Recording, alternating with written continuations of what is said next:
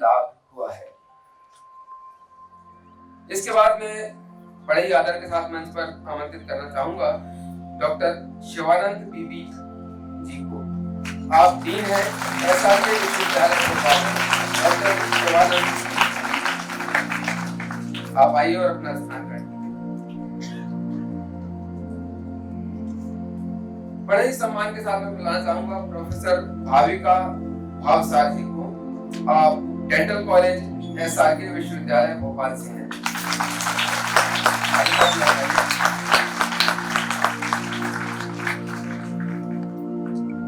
आप सभी मंचासीन अतिथियों का स्वागत है और स्वागत के इस क्रम में मैं बुलाना चाहूंगा हमारे कुछ छात्रों को। आप संदीप पटेल खुशी चौक से और अखिलेश कुमार, आप आए और हमारे अतिथियों को बैच लगाकर उनका अभिवादन कीजिए।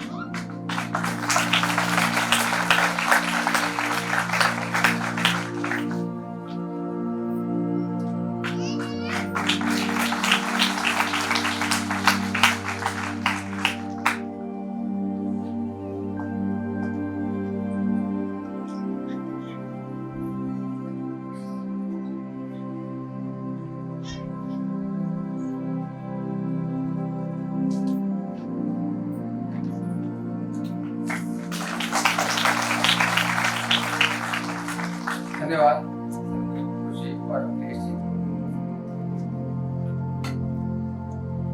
हम सब उपस्थित हुए हैं मन की बात नॉट आउट 100 कार्यक्रम को सफल बनाने के लिए। मन की बात जैसा कि शब्दों से ही जाहिर होता है, प्रकट होता है कि मन की बात, हर व्यक्ति के मन की बात होती है और उस मन की बात को प्रकट करना, उसको दूसरे व्यक्ति तक पहुंचाना, उसका संचरण वो किस तरीके से किया जा रहा है, ये बहुत मायने रखता है। अपने मन की बात करने के लिए हर व्यक्ति चाहता तो है लेकिन कर नहीं पाता।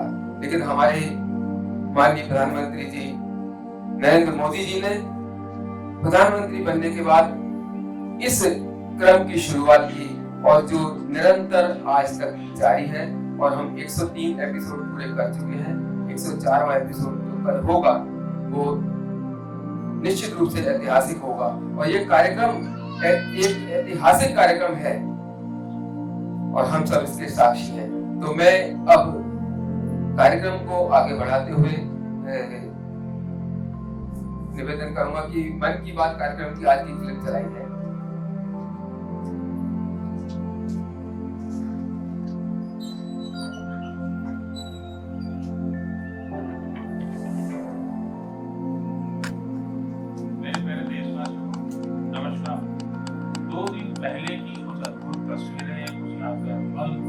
अब भी मेरी आंखों के सामने, इसलिए इस बार मन की बात की शुरुआत उन्हीं पलों से करते हैं। टोक्यो ओलंपिक में भारतीय खिलाड़ियों को तिरंगा लेकर चलते देखकर मैं ही नहीं, पूरा देश रोमांचित हो गया। पूरे देश ने जैसे एक होकर अपने योद्धाओं से कहा, विजय भव, विजय भव।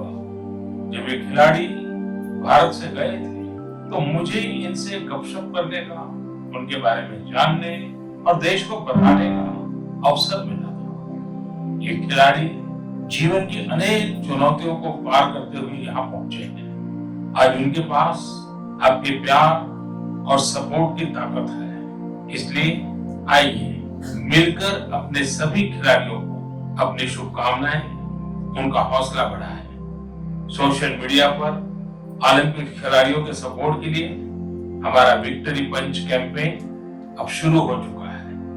आप भी अपनी टीम के साथ अपना विक्ट्री पंच शेयर करिए, इंडिया के लिए चीयर करिए। साथियों, जो देश के लिए तिरंगा उठाता है उसके सम्मान में भावनाओं से भर जाना स्वाभाविक ही है।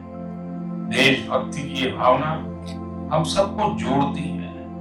कल यानी 26 जुलाई को करगिल विजय दिवस भी है। करगिल का युद्ध भारत की सेनाओं के शौर्य और संयम का ऐसा प्रतीक है जिसे पूरी दुनिया ने देखा है। इस बार ये गौरवशाली दिवस भी अमृत महोत्सव के बीच में मनाया जाएगा, इसलिए ये और भी खास हो जाता है। मैं चाहूंगा कि आप करगिल की रोमांचित कर देने वाली गाथा जरूर पढ़ें। करगिल के वीरों को हम सब नमन करें। साथियों, इस बार 15 अगस्त को देश अपनी आजादी के 75वें साल में प्रवेश कर रहा है। ये हमारा बहुत बड़ा सौभाग्य है कि जिस आजादी के लिए देश ने सदियों का इंतजार किया, उसके 75 वर्ष होने के हम साक्षी बन रहे हैं। आपको याद होगा, आजादी के 75 साल मनाने के लिए 12 मार्च को बापू के साबरमती आश्रम से अमृत महोत्सव की शुरुआत हुई थी। इसी दिन बापू की दांडी यात्रा को भी पुनर्जीवित किया गया था। तब से जम्मू कश्मीर से लेकर पुडुचेरी तक, गुजरात से लेकर पूर्वोत्तर तक देश भर में अमृत महोत्सव से जुड़े कार्यक्रम चल रहे हैं। कई ऐसी घटनाएं, ऐसे स्वाधीनता सेनानी जिनका योगदान तो बहुत बड़ा है, लेकिन उतनी चर्चा नहीं हो पाई। आज लोग उनके बारे में भी जान पा रहे हैं। अब जैसे मोइरांग नेको ही लीजिए, मणिपुर का छोटा सा कस्बा मोइरांग कभी नेताजी सुभाष चंद्र बोस की इंडियन नेशनल आर्मी यानी INA का एक प्रमुख ठिकाना था। यहाँ आजादी के पहले ही INA के कर्नल शौकत मलिक जी ने झंडा फहराया था। अमृत महोत्सव के दौरान 14 अप्रैल को उसी मोइरांग में एक बार फिर तिरंगा फहराया गया। ऐसे कितने ही स्वाधीनता सेनानी और महापुरुष हैं जिन्हें अमृत महोत्सव में देश याद कर रहा है। सरकार और सामाजिक संगठनों की तरफ से भी लगातार इससे जुड़े कार्यक्रम आयोजित किए जा रहे हैं। ऐसा ही एक आयोजन इस बार 15 अगस्त को होने जा रहा है। ये एक प्रयास है राष्ट्रगान से जुड़ा हुआ। सांस्कृतिक मंत्रालय की कोशिश है इस दिन ज्यादा से ज्यादा भारतवासी मिलकर राष्ट्रगान गाएं। इसके लिए एक वेबसाइट भी बनाई गई है, राष्ट्रगान.in। इस वेबसाइट की मदद से आप राष्ट्रगान गाकर उसे रिकॉर्ड कर पाएंगे, इस अभियान से जुड़ पाएंगे। मुझे उम्मीद है आप इस अनोखी पहल से जरूर जुड़ेंगे। इसी तरह के बहुत सारे अभियान, बहुत सारे प्रयास आपको आने वाले दिनों में देखने को मिलेंगे।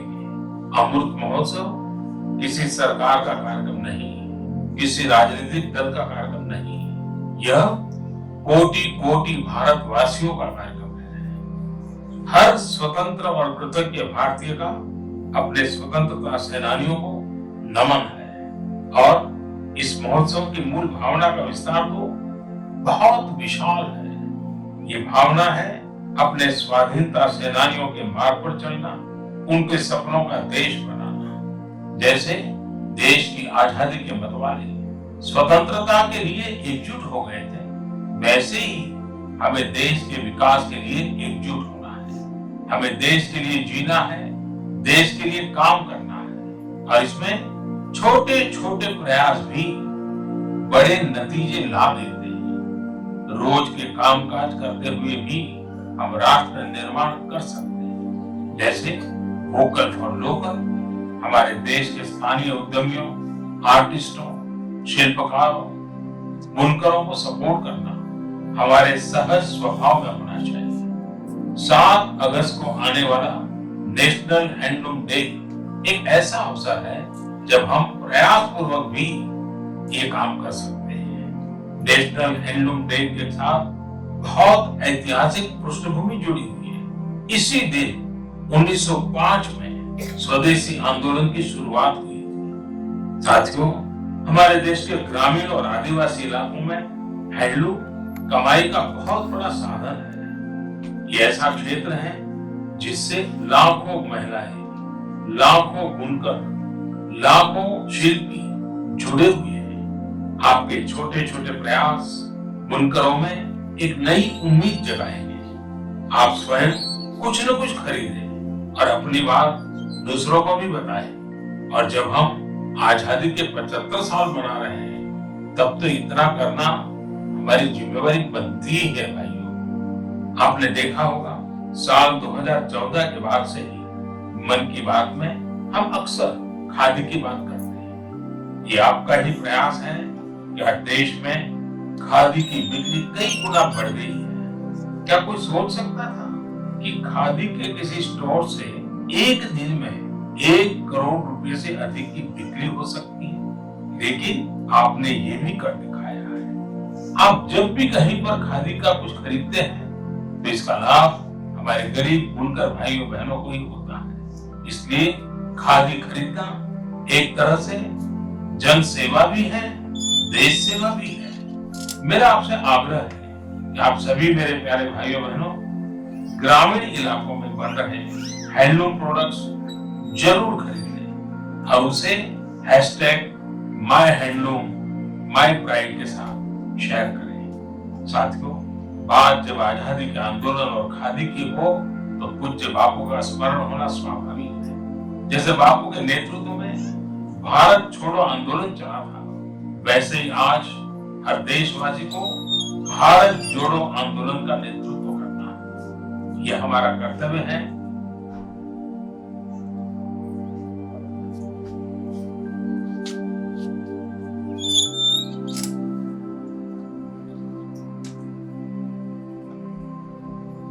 अभी आप मन की बात सुनेंगे। मोदी जी ने इसमें ये स्पष्ट किया कि हमें अपनी सोच को बदलने की जरूरत है। सोच को बदलो, सितारे बदल जाएंगे। सोच को बदलो, सितारे बदल जाएंगे। कश्तियां बदलने की जरूरत नहीं है दोस्तों, दिशाएं बदल दो, किनारे बदल जाएंगे।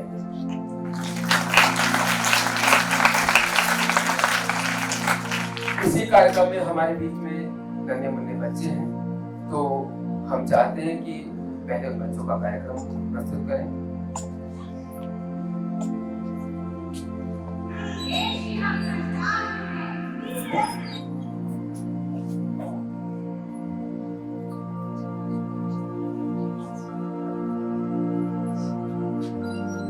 बच्चों का कार्यक्रम हम बाद में प्रस्तुत करेंगे। अब मैं बुलाना चाहूंगा हमारे इस कार्यक्रम के मुख्य वक्ता डॉक्टर भरत व्यास जी को। आप आए और अपने उद्बोधन से हमारे बच्चों को डॉक्टर भरत व्यास।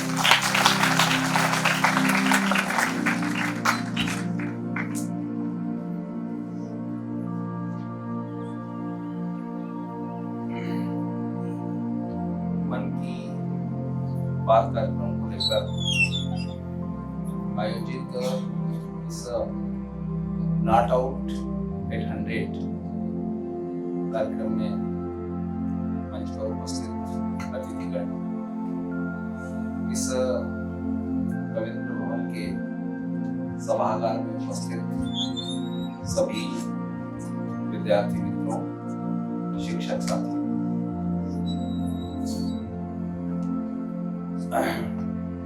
यह आज हम जिस कार्यक्रम में सहभागिता कर रहे हैं वो वर्ल्ड रिकॉर्ड तो उसका बनने वाला है, लेकिन हम देखेंगे यह एक अनूठा कार्यक्रम। रिकॉर्ड्स तो कई चीजों में बन जाते हैं, लेकिन एक अनूठा कार्यक्रम है कि मन की बात के 100 एपिसोड जो हुए हैं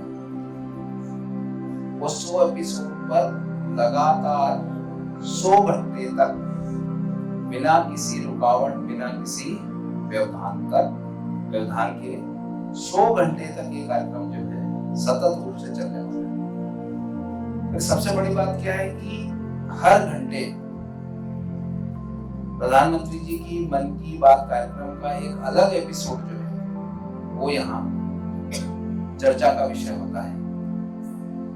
मंच पर बैठे हुए लोग भी प्रति घंटे बदल जाते हैं और मंच के सामने बैठे हुए लोग भी हर घंटे बदल जाते हैं। तो प्रत्येक घंटे में वक्ता भी नए होते हैं, श्रोता भी नए होते हैं और चर्चा का विषय, चर्चा के बिंदु भी अलग होते हैं।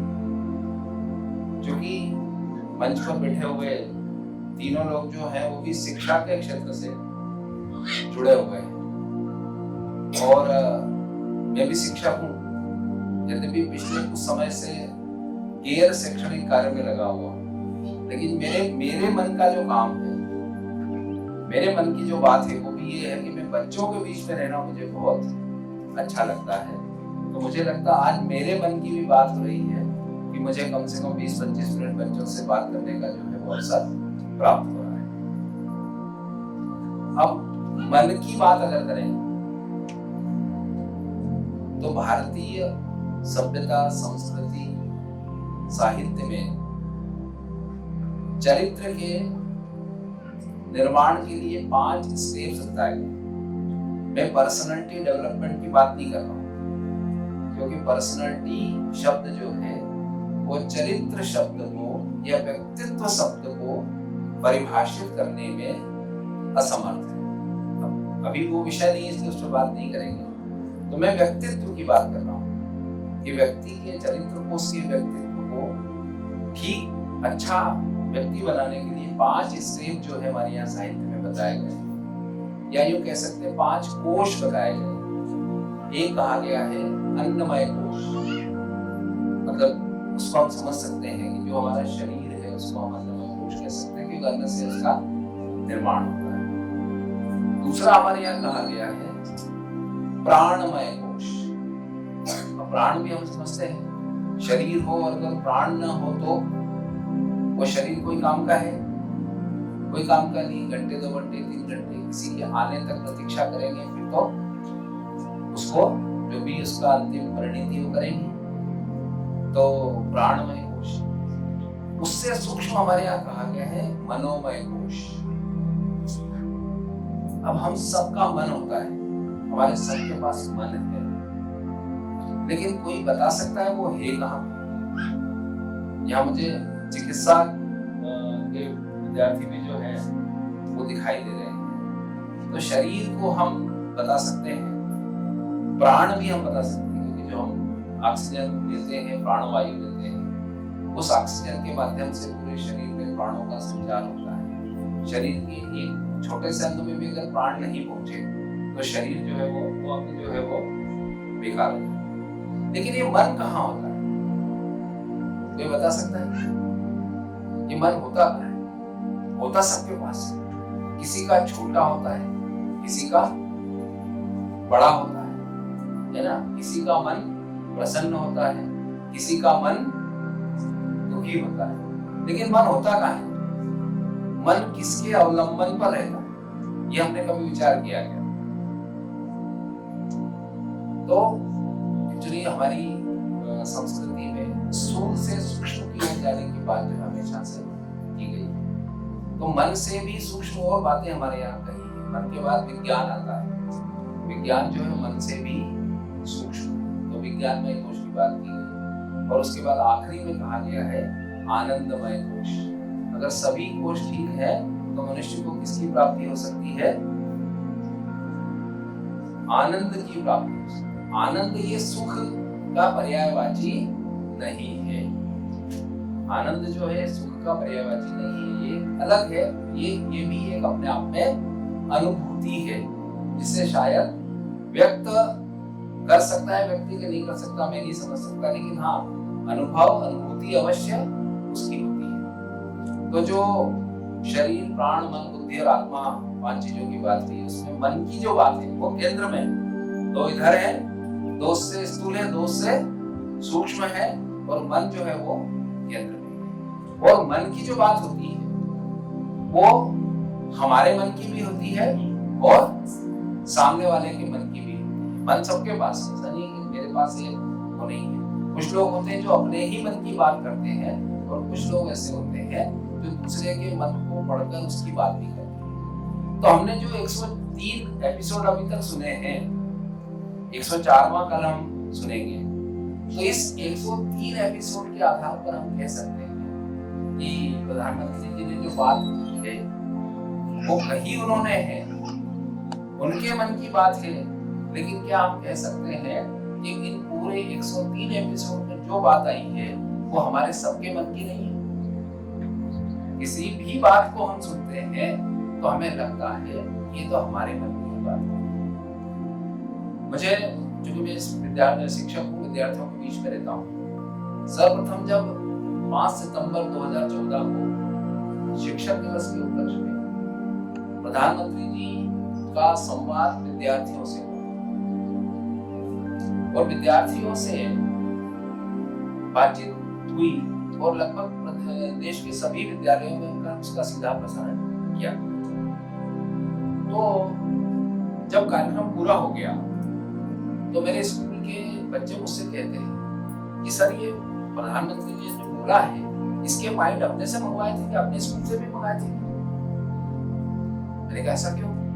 बोले अपन जो बात करते हैं, हम लोग जो सामान्य रूप से जो बात करते हैं, जो सोचते हैं, जो इच्छा करते हैं, वो सारी बातें जो है उस भाषण में थी।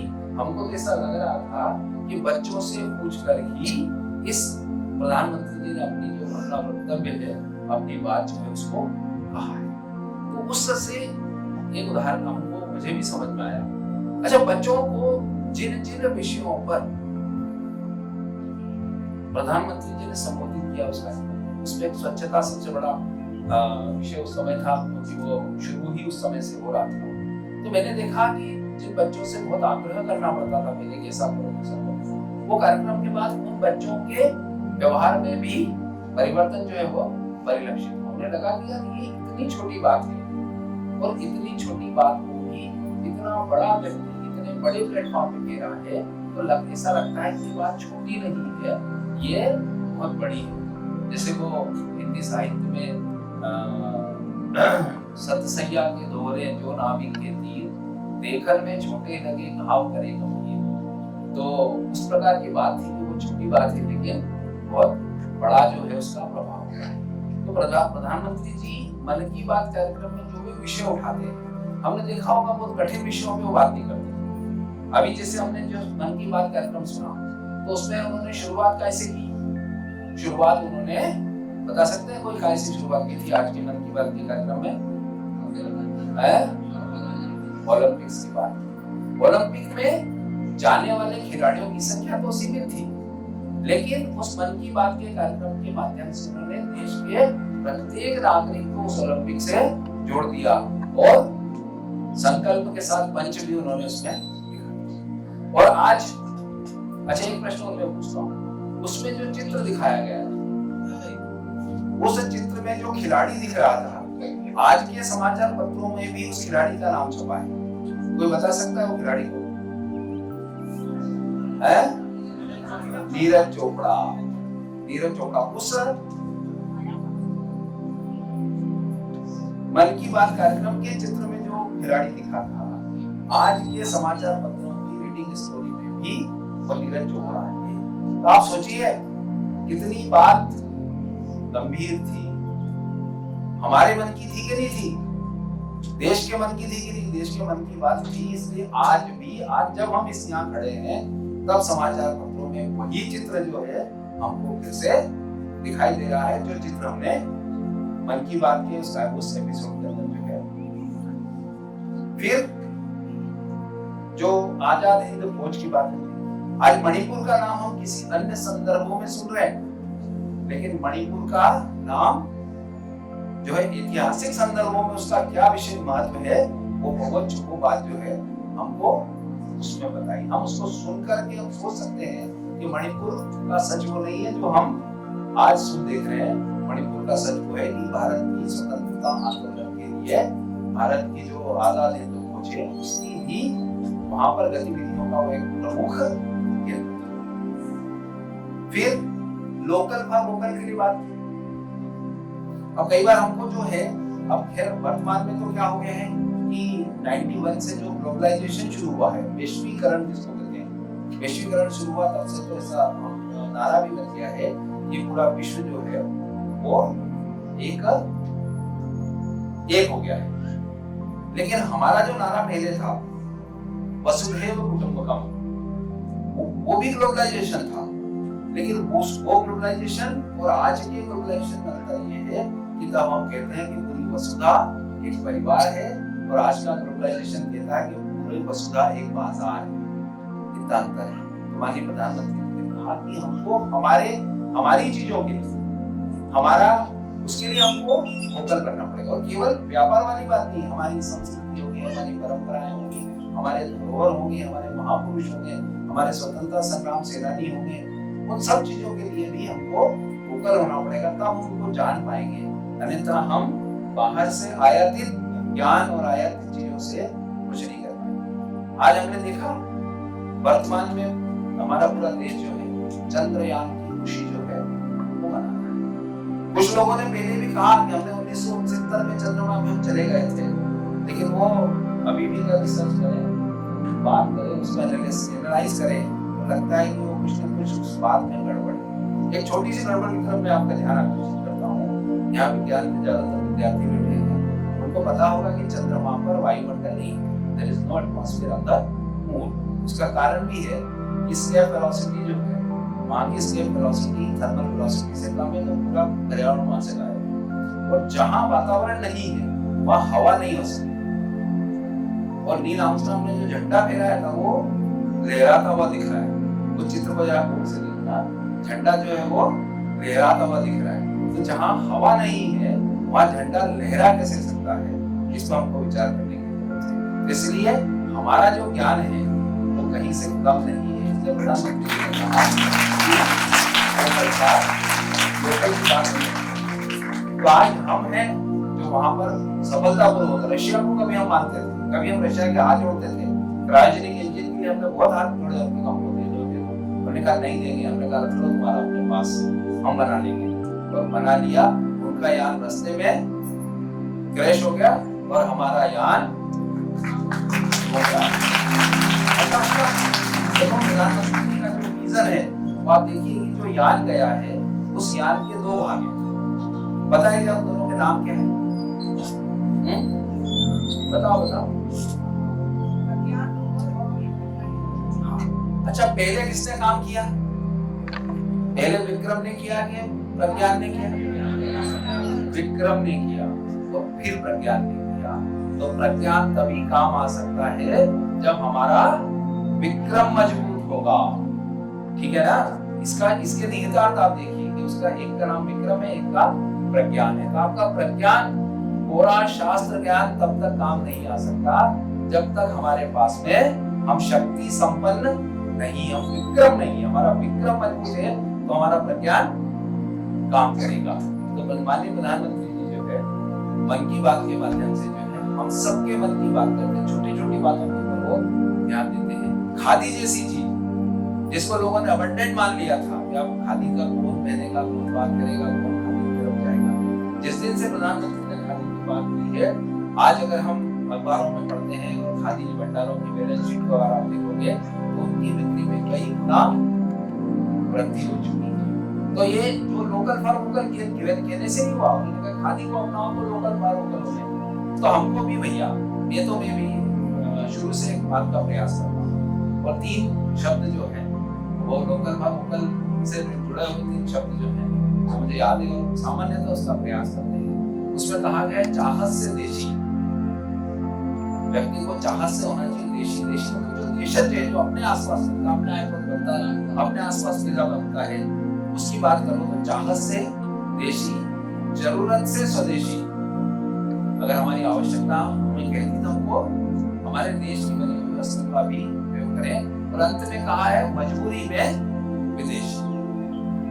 तो लोकल का वोकल का जो बड़ा संदेश माननीय प्रधानमंत्री ने दिया, उसके कारण केवल व्यापार ही नहीं तो कई चीजों में जो है ये सब चीजें आज हम लोग को दिखाई दे रही है। और केवल प्राचीन की बात हम नहीं करें, अर्वाचीन ज्ञान की बात करें, अभी मॉडर्न टेक्नोलॉजीज की बात करें तो मॉडर्न टेक्नोलॉजी चाहे सॉफ्टवेयर हो चाहे हार्डवेयर हो, किसी भी स्थिति में हम विश्व के किसी भी देश से पीछे नहीं। और माननीय प्रधानमंत्री का विजन है कि सेमीकंडक्टर्स की लाइन में हम शायद नहीं पीछे थे, कहीं हमको बाहर से सेमीकंडक्टर लाना पड़ता था। अभी आपने देखा होगा पिछले 15-20 दिन में या बाद में आपने पढ़ा होगा कि अब सेमीकंडक्टर का प्रोडक्शन भी जो है भारत में होगा। और जो चिप है, अब वो चिप हमको कहीं से इंपोर्ट नहीं करना पड़ेगी, वो चिप भारत में होगी। वोकल फॉर मतलब आलू चिप्स तो हम बहुत अच्छे से बनाते थे, लेकिन अब हम सिलिकॉन की चिप भी बनाएंगे। लेकिन हमारे यहाँ बहुत सारे बच्चे मित्र बैठे हैं, वो आलू चिप्स भी कौन सा वाला खाते हैं? लेज वाला। तो भैया उसमें कोई टेक्नोलॉजी नहीं, अपने घर में बनाओ तो उसका उपयोग करो तो आर्थिक रूप से भी फायदा रहेगा और स्वास्थ्य पर भी जो चीजें अच्छी होगी। तो मुझे लगता है कि मुख्य हिस्सा तो इसका जो माननीय प्रधानमंत्री जी की मन की बात का जो आप संरचना था, जो कि मुझे कुछ बोलना था, तो मैंने उससे कुछ बातें और अपना ध्यान आकर्षित करने का प्रयास किया। धन्यवाद।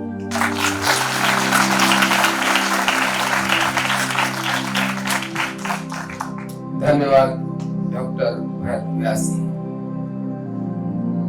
अब इस कार्यक्रम में हम आपको सुनाएंगे दिव्यांग बच्चों के लिए समावेशी शिक्षा का कार्यक्रम। विवा जोशी जी इस कार्यक्रम को आपके सामने प्रस्तुत करेंगी बच्चों के साथ। आप आइए।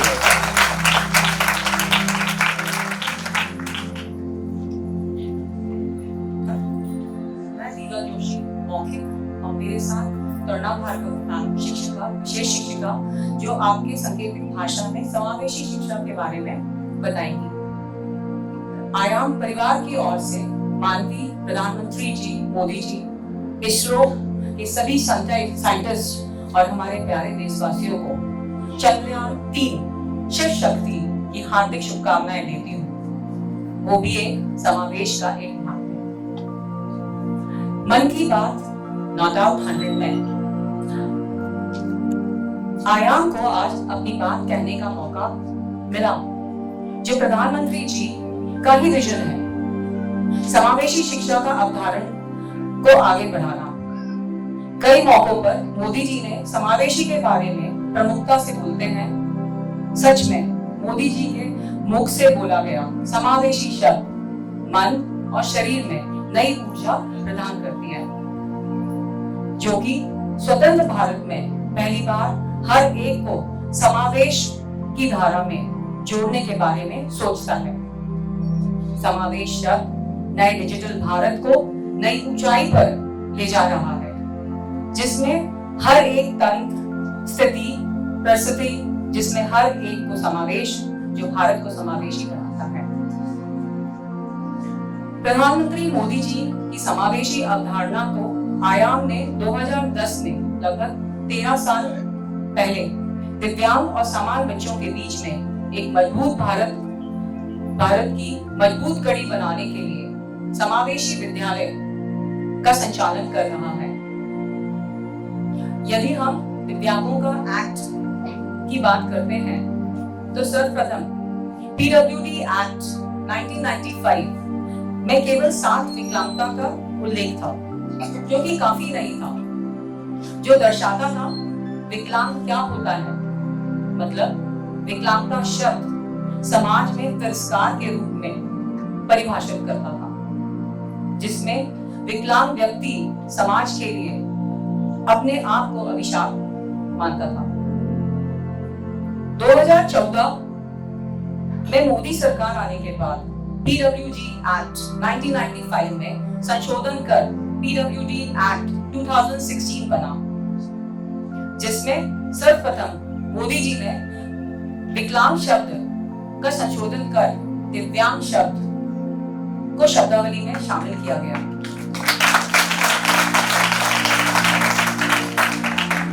जिसका मतलब कि भगवान द्वारा दिया गया दिव्य अंग उपहार है, जो हर किसी से नहीं हो सकता, जो सामान्य व्यक्ति से हटकर है। मतलब जो सामान्य नहीं कर सकता वह दिव्यांग कर सकता है। इसलिए मोदी जी के लिए तहे दिल से धन्यवाद, जो कोई और ना सोच सका तो आपने दिव्यांगों के बारे में सोचा कि विशेष बच्चे और व्यक्ति क्या होते हैं। आयाम PWD एक्ट 2016 के उद्देश्यों के अनुरूप ही दिव्यांगों की सेवा के लिए गतिमान है। आयाम बताना चाहता है कि समावेशी शिक्षा के कुछ कारण योग्यता, लिंग, प्रजाति, जाति, भाषा, चिंता का स्तर, सामाजिक एवं आर्थिक स्तर, दिव्यांग का व्यवहार या धर्म से संबंधित होते हैं। समावेशी शिक्षा अधिगम से नहीं बल्कि विशिष्ट अधिगम के आयाम खोलती है। विशेष बच्चों को शिक्षा विशेष शिक्षकों द्वारा प्रदान की जाती है ताकि दिव्यांग के अनुरूप में शिक्षा दी जा सके, उनके व्यवहारों का परीक्षण किया जा सके। हमारे यहाँ शिक्षण प्रशिक्षण के साथ मानसिक दिव्यांग बच्चों को साइकोलॉजिस्ट के द्वारा काउंसलिंग भी की जाती है और थेरेपी भी दी जाती है ताकि उनका समग्र विकास हो सके, जो कि मोदी जी का ही विजन है। किसी एक के करने से कुछ भी नहीं होता, हम सभी को एक कड़ी में जोड़ना होगा, समावेशी शिक्षा को बढ़ावा देना होगा। आज हम देखते हैं कि विशेष शिक्षकों की मौजूदा कमी को देखते हुए एक लक्ष्य को हासिल करना मुश्किल है। समावेशी शिक्षा को बढ़ावा देने के लिए प्रशिक्षित विशेष शिक्षकों और बुनियादी ढांचे की आवश्यकता है। विशेष शिक्षक के बारे में लोग कम ही जानते हैं, इसका प्रचार प्रसार जरूरी है। मन की बात .100 के मंच का हमारे यशस्वी प्रधानमंत्री श्री नरेंद्र मोदी जी को धन्यवाद देती हूँ, जिन्होंने मन की बात कार्यक्रम के माध्यम से हमें समावेशी शिक्षा के बारे में बात करने का मौका दिया। एक बात और कहना चाहूंगी, संवाद के माध्यम से समावेशी शिक्षा को बताना अलग है, परंतु आयाम की बालिकाएं छात्रावास के दिव्यांग और सामान्य बालिकाओं के डांस के माध्यम से सजीव चित्रण करने में समावेशी शिक्षा के बारे में बताना चाहूंगी कि वास्तव में समावेशी शिक्षा होता क्या है। बात करने में और काम करने में अंतर है। डांस के माध्यम से हम आप डांस का अंत पहले बच्चे परफॉर्म थोड़ा सा करेंगे ताकि समावेशी शिक्षा आप समझ सकें, और उसके अंत में मैं बस एक प्रश्न आप सबसे करना चाहूंगी कि कौन बच्चा नॉर्मल है, कौन स्पेशल है। उसको आप अगर आइडेंटिफाई कर लेते हैं तो हम उसके बारे में पता चलेगा कि समावेशी शिक्षा किस तरीके से है। और इस बीच में हम लोग के बीच में बच्चों के साथ डांस करने के लिए विशेष शिक्षक विकास कुमार जैन, मंजू श्रीवास्तव मैम, सीमा मैम, तन्ना भार्गव मैम ऑलरेडी है हम लोग के साथ, वंदना मैम, ऋतु मैम, सुनील सर। अब हम चाहेंगे कि बच्चे खड़े होकर आप लोग के बीच में डांस परफॉर्म करें और समावेशी का सही मतलब जो है उसको हम बता सकें।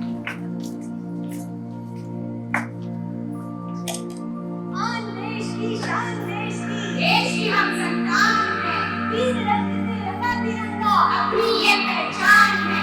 जय हिंद। तलवारों पे सर तलवार दिए, अंगारों में जिस्म चढ़ाया है, कब जाके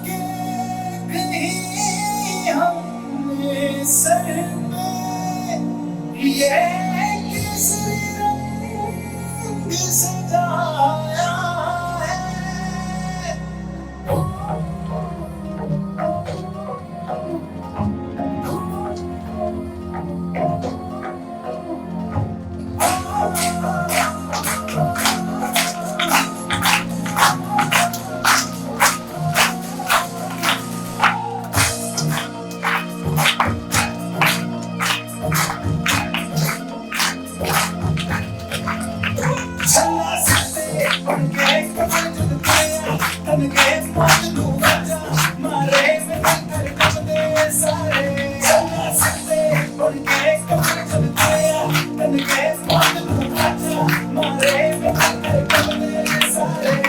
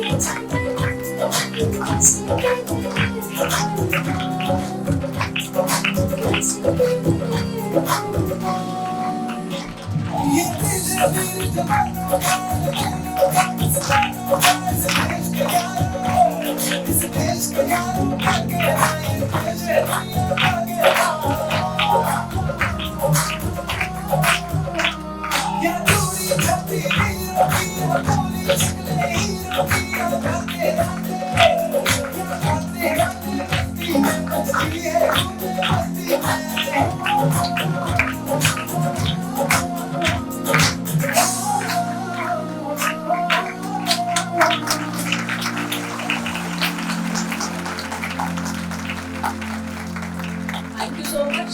अब आप लोगों के लिए एक छोटा सा क्वेश्चन है कि क्या आप में से कोई आइडेंटिफाई कर पाया कि कौन नॉर्मल है और कौन दिव्यांग है? कर पाए? चलिए, मतलब हमारी जो मेहनत है समावेशी के लिए बारे में बता रहे हैं प्रैक्टिकल में, तो वो साकार हुई। तो मैं कुछ चाहूंगी मेरे बच्चे बेटा एक एक जन यहाँ से लाइन लेके इधर बुलाते हैं किसी के। इधर आके अपना नाम बता दो ना, लाइन में खड़े होके अपना नाम बताओ। नमस्ते, मेरा नाम ग्रंथोमत।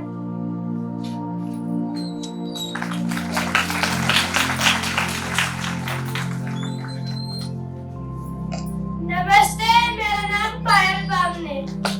हमारी लो विजन है। और इससे पहले जो हमारी हुई वो हमारी आईडी बच्ची थी। नमस्ते, मेरा नाम शीतल है, शीतल यादव। हमारी आईडी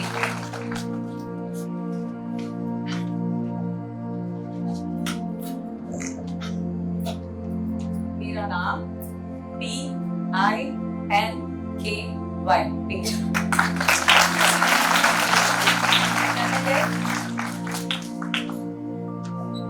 मेरा नाम SAPNA सपना। मैं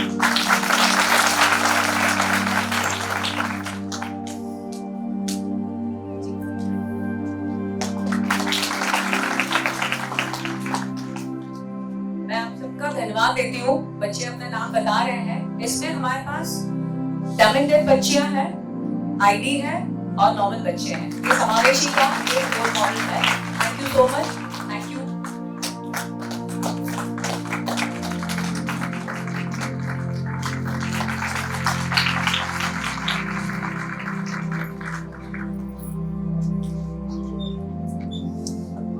दिव्यांग बच्चों की इतनी शानदार प्रस्तुति और आपकी तालियों में इतनी कंजूसी।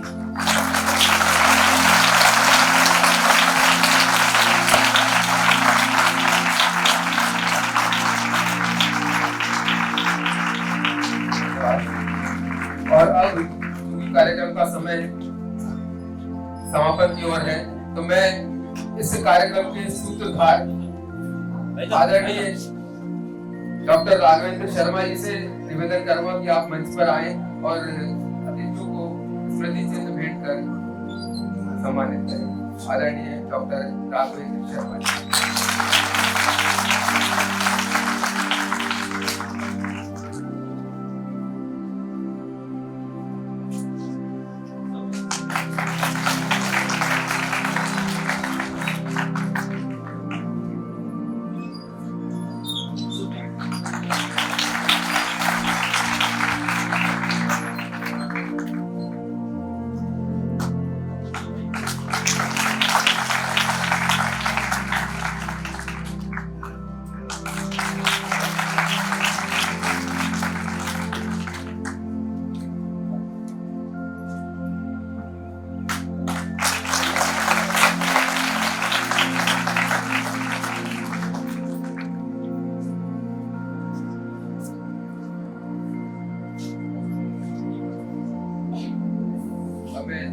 डॉक्टर राघवेंद्र शर्मा जी से निवेदन करूंगा कि आप सभी को संकल्प दिलवाएं।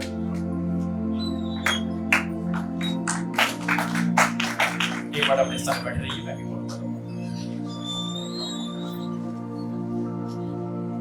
हमारे बच्चों ने बहुत शानदार प्रदर्शन किया है, शानदार अपनी परफॉर्मेंस दी है और वास्तव में कहा जाता है कि ईश्वर के आपको सबसे नजदीक जाना है, ईश्वर के आपको दर्शन करना है, तो इधर उधर जाने की जरूरत नहीं है। ये बच्चे ईश्वर के साक्षात स्वरूप हैं।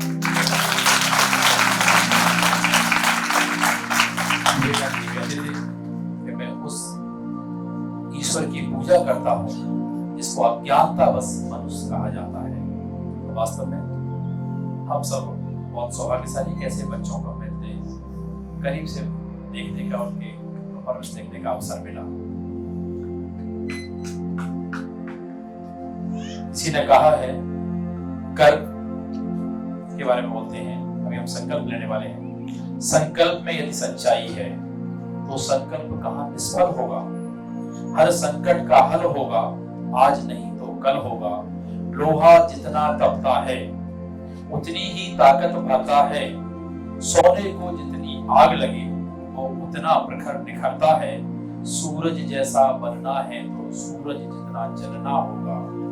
आप भारत माँ के बेटे हो, सोचो राह सरल कहाँ होगी। कुछ वक्त ज्यादा लगेगा पर संघर्ष सफल जरूर होगा। हर संकट का हल होगा। संकल्प में सच्चाई है तो संकल्प कहाँ निष्फल होगा। तो संकल्प निष्फल नहीं होते कभी, क्योंकि संकल्प में विकल्प नहीं होता है। मैं आप सबसे निवेदन करता हूँ, अपने स्थान पर आप खड़े हो जाएं और हम सब एक संकल्प लेंगे और संकल्प को दोहराएंगे। अपना दायां हाथ सामने कर लीजिए। यह काम हम लोग लगातार 78 घंटों से कर रहे हैं। आप दोहराएंगे, मैं संकल्प लेता हूं कि मनुष्यों के साथ साथ अपने आसपास के पशु पक्षियों का भी ध्यान रखूंगा एवं यथासंभव उनके भोजन पानी की व्यवस्था का आजन्म प्रबंध करूंगा और इस संकल्प का आजन्म पालन करूंगा। भारत माता की जय, भारत माता की जय, भारत माता की जय। बहुत बहुत धन्यवाद सम्मानीय अतिथियों का और आप सबका। हम सब लोग समाज खड़े करके ग्रुप फोटो लेंगे और इसके बाद अगली ऑडियंस होगी वो सभागार में प्रवेश करेगी। आप इस दरवाजे से बाहर निकलते ग्रुप फोटो लिया है।